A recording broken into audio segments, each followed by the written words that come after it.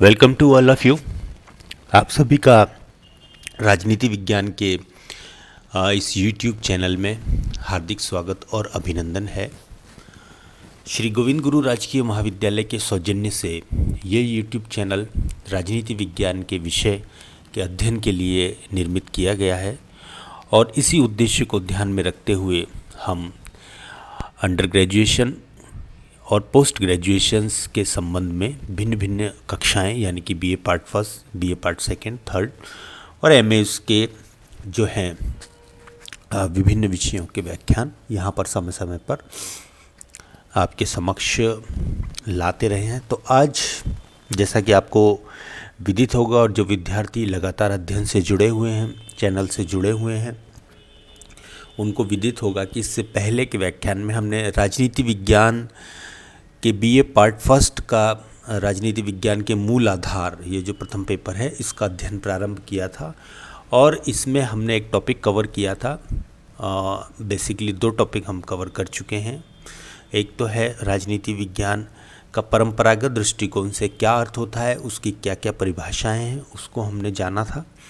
दूसरा, हमने परंपरागत ही दृष्टिकोण से राजनीति विज्ञान के क्षेत्र के अंतर्गत किन किन चीज़ों का अध्ययन किया जाता है, उस चीज़ को भी हमने जाना समझा था। जो विद्यार्थी पिछले व्याख्यान को नहीं देख पाए हैं वो जाकर पुनः चैनल के वीडियो लिस्ट में जाकर उस व्याख्यान को देख सकते हैं।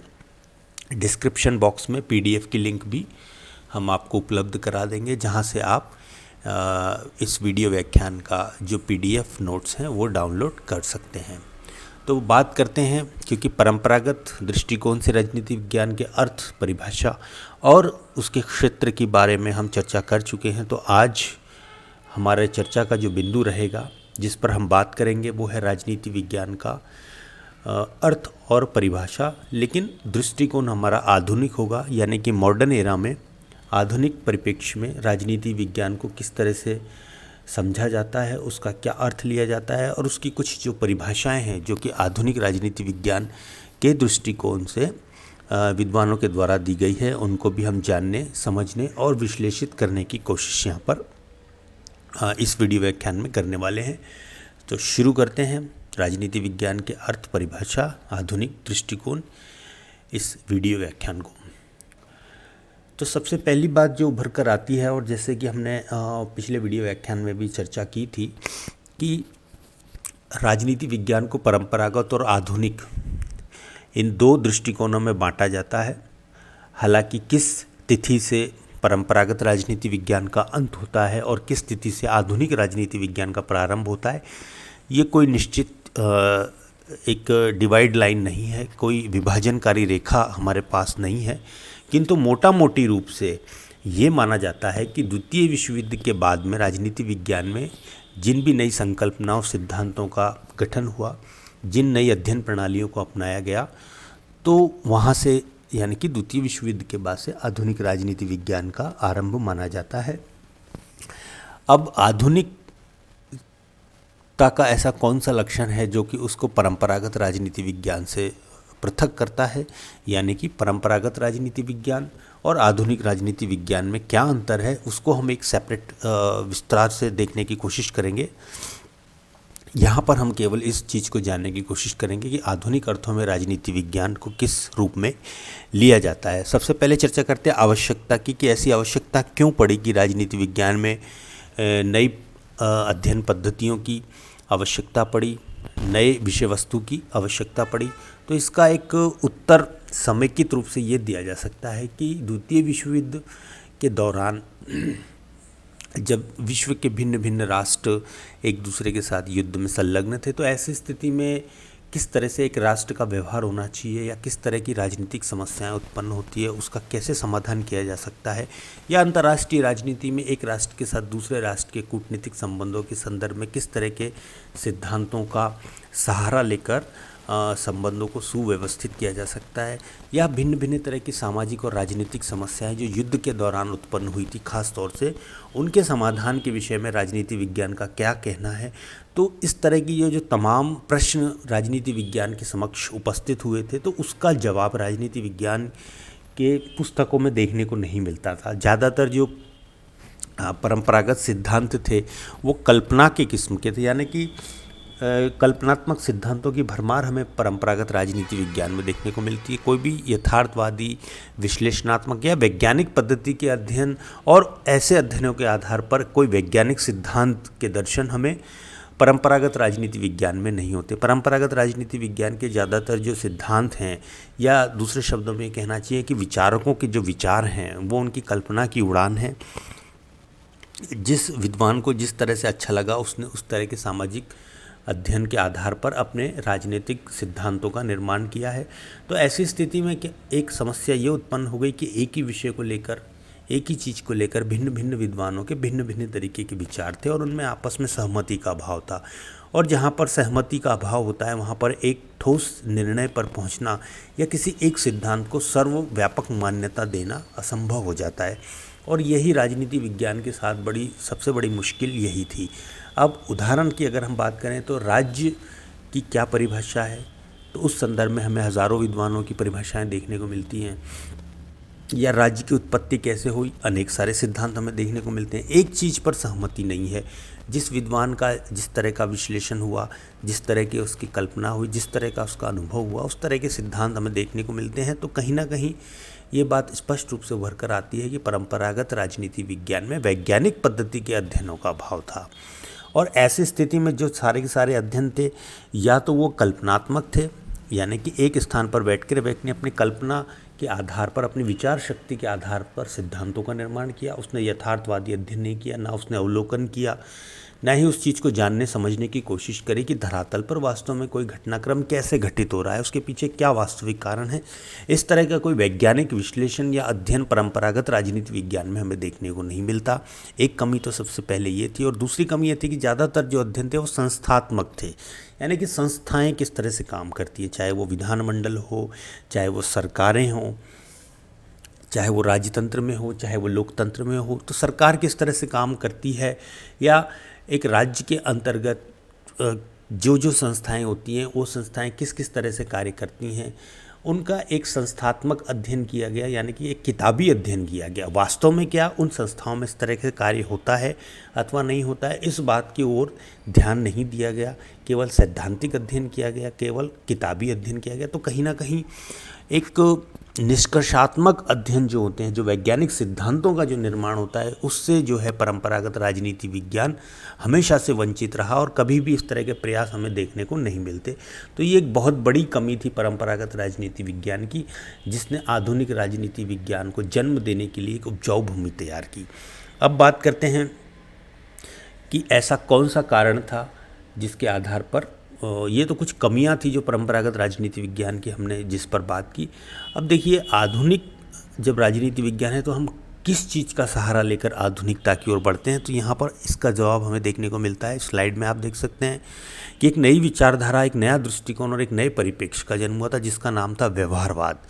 जी हाँ, बिहेवियरलिज्म, जिसको इंग्लिश में कहा जाता है, अंग्रेजी में। व्यवहारवाद का अगर बहुत सामान्य शब्द के अर्थ के रूप में अगर हम समझना चाहें तो व्यवहार का अध्ययन, यानी कि मानव का जो बाह्य व्यवहार हमें दिखाई देता है उसका अध्ययन। अब देखिए इसको किस तरह से समझा जा सकता है। व्यवहारवाद के हम विस्तार से बात एक अलग वीडियो व्याख्यान में करेंगे, जिसको हम व्यवहारवाद को सिद्धांत रूप में समझने की कोशिश करेंगे। उसके लिए हम अलग से वीडियो बनाएंगे। आज सिर्फ हम इतना आपको समझना है कि व्यवहारवाद से तात्पर्य है व्यवहार का अध्ययन। अब व्यवहार देखिए, मानव एक समाज में रहता है और समाज में भिन्न भिन्न तरीके के व्यवहार हमें देखने को मिलते हैं। जैसे कि वो आर्थिक व्यवहार भी करता है, वो सामाजिक रूप से व्यवहार करता है, धार्मिक करता है, सांस्कृतिक करता है, और ठीक उसी तरीके से वो राजनीतिक व्यवहार भी करता है। अब एक उदाहरण के रूप में लेंगे कि व्यक्ति जब राजनीतिक दल चुनाव में खड़े होते हैं और एक नागरिक मतदाता के रूप में अपने मताधिकार का प्रयोग करता है, तो वो भी एक तरीके का राजनीतिक व्यवहार है। और वो जुलूस में भाग लेता है, वो भी एक व्यवहार है। या किसी सरकार का या सरकार के किसी कार्य का समर्थन करता है या विरोध करता है, तो ये भी उसका एक राजनीतिक व्यवहार है। तो हड़ताल, जुलूस, धरने, प्रदर्शन, समर्थन, ये सब के सब एक राजनीतिक व्यवहार के उदाहरण के रूप में हम यहाँ पर समझ सकते हैं। अगर वो व्यक्ति मतदाता के रूप में मताधिकार का प्रयोग कर रहा है तो भी एक राजनीतिक क्रिया है। वो स्वयं चुनाव में खड़ा है तो भी एक तरह का राजनीतिक व्यवहार है।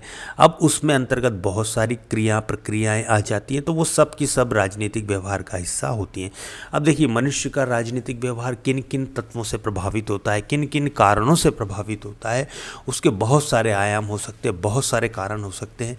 किंतु व्यवहारवाद इस उम्मीद पर टिका है कि एक व्यक्ति का जो व्यवहार है उसमें बारंबार हमें एक पैटर्न देखने को मिलता है, एक प्रवृत्ति देखने को मिलती है, और उस प्रवृत्ति के आधार पर ही उसके राजनीतिक व्यवहार के संदर्भ में सिद्धांत बनाए जा सकते हैं। तो राजनीति बेसिकली यहाँ पर हमको इस रूप में समझनी चाहिए कि व्यवहारवाद जो है राजनीति को व्यक्ति के राजनीतिक व्यवहार के संदर्भ में समझना चाहता है, यानी कि वो व्यक्ति के राजनीतिक व्यवहार को जानना चाहता है कि वो एक व्यक्ति खास तरह का व्यवहार क्यों करता है, किन चीज़ों से प्रभावित होकर करता है। तो अब देखिए, व्यक्ति के राजनीतिक व्यवहार को प्रभावित करने वाले बहुत सारे चीज़ें हो सकती है, चाहे वो आर्थिक लाभ हो, आर्थिक हानि हो, उसका धार्मिक साम्यता हो, उसके विचार हों, उसके लगाव हो। तो बहुत सारे फैक्टर्स काम करते हैं एक व्यक्ति के राजनीतिक व्यवहार को स्थापित करने में। और जाहिर सी बात है कि राजनीतिक व्यवहार हमेशा स्थिर नहीं होता, वो परिवर्तनशील होता है। तो कहीं ना कहीं आधुनिकता की जब बात होती है, और ख़ास तौर से सभी सामाजिक विज्ञानों में, न केवल राजनीतिक विज्ञान में, बल्कि समाजशास्त्र की बात हो, चाहे अर्थशास्त्र की बात हो, तो इन सब में व्यवहारवाद को बहुत उपयोगी माना गया। और ये समझा गया कि क्योंकि जितने भी सामाजिक विज्ञान है वो मनुष्य के सामाजिक प्राणी होने के नाते एक समाज में उसके रहने के कारण उसका अध्ययन करते हैं। तो कहीं ना कहीं वैज्ञानिक निष्कर्ष तक पहुंचने के लिए, वैज्ञानिक सिद्धांतों तक पहुंचने के लिए मनुष्य के खास तरह के व्यवहार का अध्ययन करना और उसके अध्ययन के आधार पर सिद्धांत निर्मित करना अति आवश्यक आधुनिक परिप्रेक्ष्य में माना गया। और व्यवहारवाद जो है न केवल राजनीति विज्ञान बल्कि सामाजिक विज्ञान यानी कि समाजशास्त्र है, चाहे अर्थशास्त्र है, इनमें भी बहुत उपयोगी हुआ। और इन विषयों को भी आधुनिकता का चोला पहनाने में इस व्यवहारवाद का बहुत उपयोग और महत्व हमेशा से रहा है। और राजनीति विज्ञान भी इससे अछूता नहीं आया। तो राजनीति विज्ञान में बड़े ज़ोर शोर से व्यवहारवाद का स्वागत किया गया, यानी कि राजनीतिक सिद्धांत को समझने के लिए राजनीति को समझा जाना आवश्यक समझा गया। और राजनीति को कैसे समझा जा सकता है, तो राजनीति को मनुष्य के या मानव के राजनीतिक व्यवहार के रूप में समझा जा सकता है। अब इस व्यवहार का अध्ययन हमें करना है, इस तरह का जो प्रवृत्ति है वो हमें आधुनिक राजनीति विज्ञान में देखने को मिलती है। अब देखिए, परंपरागत राजनीति विज्ञान की जो विशेषताएं, संस्थात्मक अध्ययन है, वो तो आधुनिक में भी है, किंतु अब इन संस्थाओं के भीतर, क्योंकि किसी भी तरह की कोई संस्था होती है, चाहे वो कॉलेज हो, चाहे वो स्कूल हो, चाहे वो ट्रेड यूनियन हो, चाहे वो व्यापार मंडल हो, चाहे किसी फैक्ट्री के श्रमिकों का मंडल हो, या विधान मंडल हो, या विधानसभा हो, संसद हो, इन सभी संस्थाओं में काम मनुष्य करते हैं। इनके भीतर जो व्यवहार संचालित होता है, इन संस्थाओं का कार्य बेसिकली इनके अंतर्गत कार्य करने वाले मनुष्यों का ही व्यवहार होता है। तो कहीं ना कहीं आधुनिक जो राजनीति विज्ञान है वो इन संस्थाओं के अध्ययन के साथ साथ इन संस्थाओं को संचालित करने वाले जो व्यक्ति हैं उनके व्यवहार के आधार पर भी परखने की कोशिश करता है, उसके आधार पर जानने की कोशिश भी करता है। तो हो सकता है कि एक लोकतांत्रिक तरीके से चुनी गई सरकार जो संस्थात्मक रूप से हमें लोकतांत्रिक दिखाई देती है, लेकिन कार्य प्रणाली में, उसकी कार्य में वो हो सकता है कि तानाशाह से अधिक भयंकर भी हो सकती है, खतरनाक भी हो सकती है, और जनता के मूल्यों का उपहास उड़ाने वाली सरकार भी हो सकती है। तो ये हम अध्ययन तब कर पाएंगे, या ये हमें पता तब चलेगा जब हम उस सरकार के व्यवहार का अध्ययन करेंगे या उस सरकार के कार्यों का अध्ययन करेंगे। तो इस तरह से ये देखा जाता है कि आधुनिकता की जब बात होती है, खासतौर से राजनीति विज्ञान के संदर्भ में, तो मानव व्यवहार को अध्ययन का केंद्र बिंदु बनाया जाता है, उसको प्रमुख इकाई बनाया जाता है, और इसके व्यवहार के राजनीतिक पक्ष का अध्ययन ही आधुनिक राजनीति विज्ञान करना चाहता है। उद्देश्य क्या था? उद्देश्य ये था कि इस अध्ययन के आधार पर हम एक ऐसे वैज्ञानिक सिद्धांत बना सकें, जैसे वैज्ञानिक सिद्धांत हमको खास तौर से जो भौतिक विज्ञान है, रसायन विज्ञान है या जीव विज्ञान में देखने को मिलते हैं, इस तरह के सिद्धांतों का निर्माण राजनीति विज्ञान में भी हो। इस आधार पर व्यवहारवाद को अपनाया गया। तो यहाँ पर ये हमने काफ़ी सारा परिचय जो है आधुनिकता का हमने प्राप्त किया कि आधुनिक दृष्टिकोण वास्तव में राजनीति विज्ञान को किस दिशा में ले जाना चाहता है। तो यहाँ पर जिस चीज़ की चर्चा की उसको ही हमने संक्षिप्त रूप में यहाँ पर स्लाइड में रखा है, जहाँ पर आप इसको पढ़ सकते हैं, देख सकते हैं। अब चलिए देखते हैं कि राजनीति विज्ञान यानी कि आधुनिक दृष्टिकोण के अनुसार राजनीति विज्ञान की क्या परिभाषाएं हैं। तो यहाँ पर कुछ और बिंदु हमने अंकित करे हैं। आधुनिक राजनीति विज्ञान मुख्यतः राजनीति के अध्ययन को प्रक्रिया के आधार पर परखने की कोशिश करता है, समर्थन करता है, जिस बात की चर्चा हमने पिछली स्लाइड में भी की है कि ये प्रक्रिया का अध्ययन करता है। ये संस्थात्मक नियमों का अध्ययन नहीं करता जो नियम स्थिर हैं, बल्कि उन नियमों के प्रयोग के आधार पर किस तरह से कार्य किया जाता है उस प्रक्रिया को समझने की कोशिश आधुनिक राजनीति विज्ञान करता है।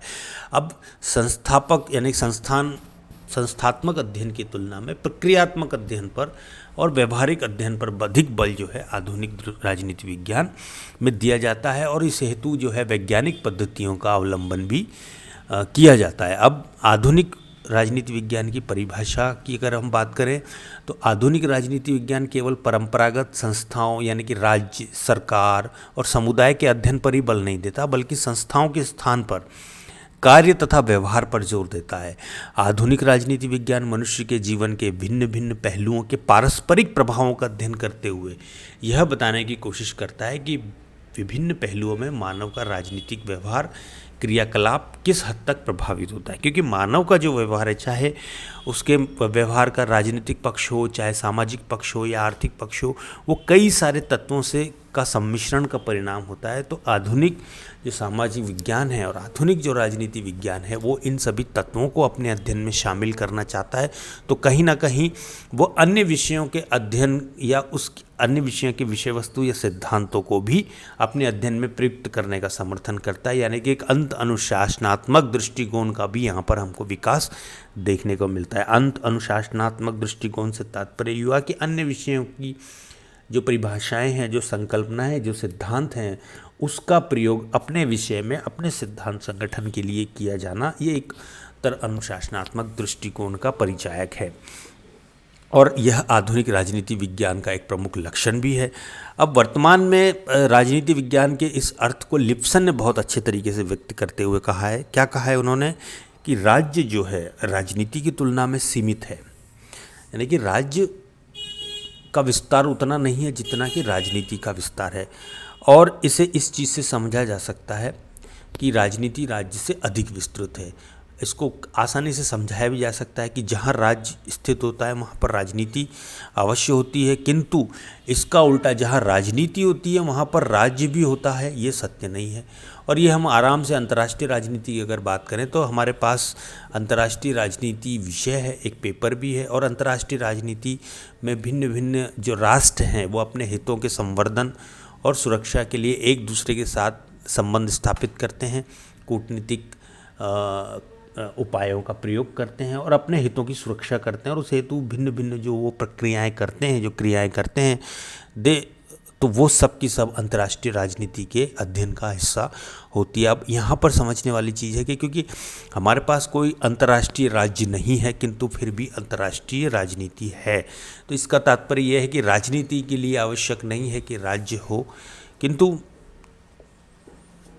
राज्य होगा तो राजनीति निश्चित रूप से होगी। तो यहाँ पर बहुत आसानी से समझा जा सकता है कि राजनीति के भिन्न भिन्न रूप हमें देखने को मिलते हैं।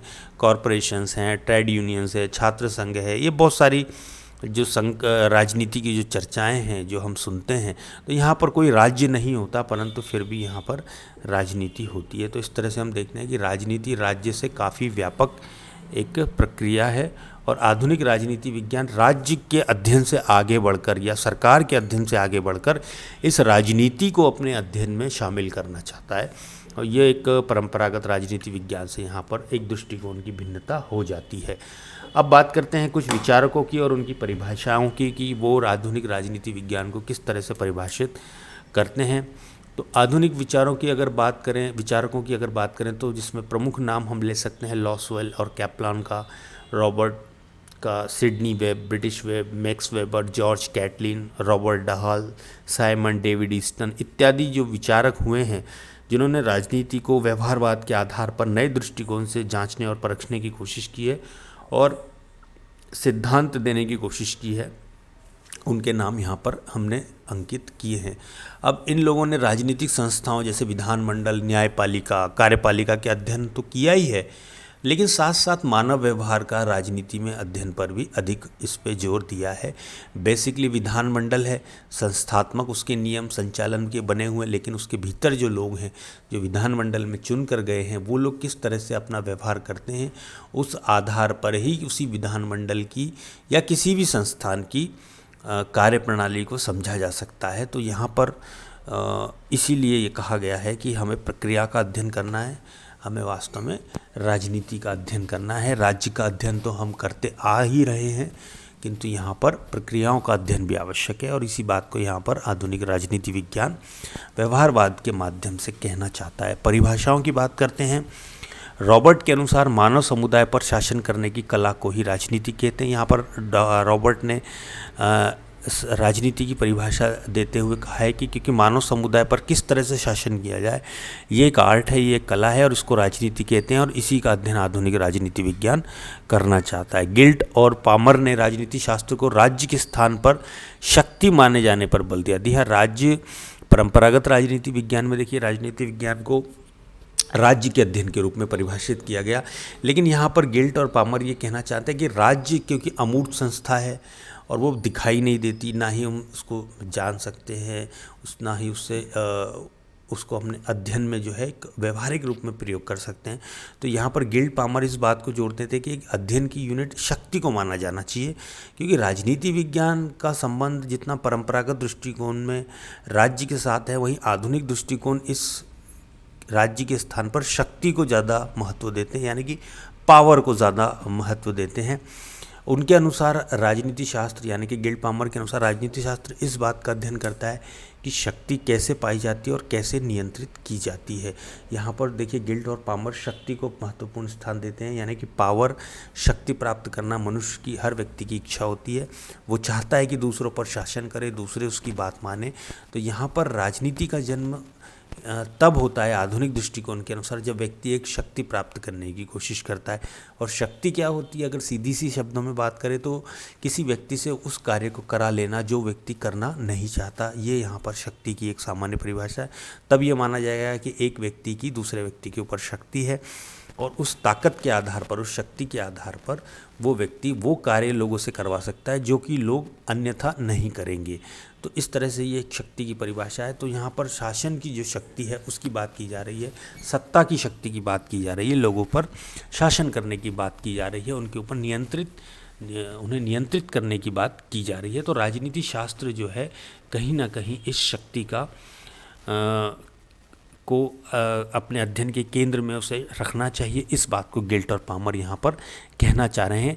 वो ये कहना चाह रहे हैं कि शक्ति को कैसे पाया जाता है, कैसे उसको रखा जाता है और कैसे नियंत्रित किया जाता है, यही राजनीति का मुख्य केंद्र है और यहीं से राजनीति शुरू होती है। इसीलिए हमें शक्ति के अध्ययन को राजनीति विज्ञान के अंतर्गत शामिल करना चाहिए। यहाँ पर ये गिल्ट और पामर का स्पष्ट संकेत हमें दिखाई देता है। बात करते हैं अगले विचारक की। सिडनी तथा ब्रिटिश वेब के अनुसार भी राजनीति विज्ञान में इसी का अध्ययन होता है कि कौन आदेश देता है और कौन किस पर शासन करता है और कैसे शासन करता है। तो यहाँ पर भी हम देखते हैं कि संस्थाओं की जगह प्रक्रियाओं के अध्ययन पर बल दिया गया है। कौन आदेश देता है, यानी कि कौन सी सत्ता है, कैसे उसने ये सत्ता प्राप्त की, कैसे उसने ये शक्ति प्राप्त की, किस पर वो शासन कर रहा है और कैसे शासन कर रहा है, how it they are governing, ये भी काफ़ी इम्पॉर्टेंट चीज़ है। तो यहाँ पर सिडनी और ब्रिटिश वेब की परिभाषा से स्पष्ट हो जाता है कि आधुनिक राजनीति विज्ञान में प्रक्रियाओं पर जोर दिया गया है, प्रोसेस पे बल दिया गया है। अगली बात करते हैं लॉसवेल और कॉपलान की। तो आधुनिक राजनीति शास्त्र की परिभाषा देते हुए उन्होंने लिखा है कि राजनीति शास्त्र एक अनुभव पर आधारित विज्ञान है। यह शक्ति के निर्धारण एवं वितरण का अध्ययन है। शक्ति किस तरह से प्राप्त की जाएगी, किस तरह से इसको वितरण किया जाएगा, इस बात का अध्ययन आधुनिक राजनीति विज्ञान करना चाहता है और राजनीतिक शक्ति के दृष्टिकोण से किया गया कार्य है। तो इस तरह से हम देखते हैं कि लॉसवेल और कॉपलान भी जो है शक्ति को जो है राजनीति विज्ञान के केंद्र में, खासतौर से आधुनिक राजनीति विज्ञान के केंद्र में मानते हैं। अगली परिभाषा की बात करें तो मैक्स वेबर और कैटलिन की आती है। वह भी राजनीति शास्त्र को शक्ति एवं संघर्ष का अध्ययन करने वाले विज्ञान के रूप में ही परिभाषित करते हैं। यानी कि कहीं ना कहीं अगर निष्कर्ष की अगर बात की जाए तो आधुनिक राजनीति विज्ञान व्यवहारवाद के अध्ययन पर बल देता है, और इस व्यवहारवाद में यानी कि मानव व्यवहार में शक्ति का तत्व एक प्रधानता लिए हुए हमें दिखाई देता है। यानी कि व्यक्ति शक्ति प्राप्त करना चाहता है, उसे बनाए रखना चाहता है और उसका विस्तार भी करना चाहता है, और शक्ति दूसरों पर शासन करने की एक कला के रूप में भी यहाँ पर हमें देखने को मिलती है। अब इसको कैसे प्राप्त किया जाएगा और कैसे बनाए रखा जाएगा, इन सारी जो प्रक्रियाएं हैं वो सब की सब राजनीति कहलाती है, और इस तरह से इस राजनीति का अध्ययन आधुनिक राजनीति विज्ञान करता है, ना कि परंपरागत। तो यहाँ पर हमने काफ़ी विस्तार से जो है आधुनिक राजनीति विज्ञान के जो भिन्न भिन्न आयाम है, उसके जो भिन्न भिन्न अर्थ हैं और स्वरूप हैं, उसको जानने और समझने की कोशिश करी। उम्मीद है कि आपको ये चीज़ समझ में आई होगी। तो इस वीडियो व्याख्यान में बने रहने के लिए आपका बहुत बहुत शुक्रिया। अगर आपके कोई प्रश्न हो तो इस वीडियो के नीचे जो कमेंट बॉक्स है वहाँ पर जो है आप अपने प्रश्न रख सकते हैं, और उन प्रश्नों का समाधान भी हमारे द्वारा किया जाएगा। और आप ये भी ध्यान रखिए कि 1 यूनिट पूरी होने पर हम एक टेस्ट के माध्यम से आपके द्वारा की गई पढ़ाई का जायज़ा भी लेने की कोशिश करेंगे, और साथ ही साथ उससे आपका रिवीजन भी होगा। तो वीडियो में बने रहने के लिए बहुत बहुत धन्यवाद। इस संबंधित व्याख्यान के जो PDF लिंक है वो हम इस वीडियो व्याख्यान के नीचे जो कमेंट बॉक्स है वहाँ पर लिंक देंगे, उस पर क्लिक करके आप वहाँ से इस वीडियो व्याख्यान का जो PDF है वो डाउनलोड कर सकते हैं। तो बहुत बहुत धन्यवाद। मिलते हैं अगले वीडियो में, जिसमें हम चर्चा करेंगे कि राजनीति विज्ञान यानी कि आधुनिक दृष्टिकोण के अनुसार राजनीति विज्ञान के क्षेत्र क्या है, यानी कि राजनीति विज्ञान का आधुनिक क्षेत्र क्या है, आधुनिक राजनीति विज्ञान किन किन चीज़ों का अध्ययन करना चाहता है और उसकी विषय वस्तु क्या है, इसका जायज़ा हम अगले वीडियो व्याख्यान में लेने की कोशिश करेंगे।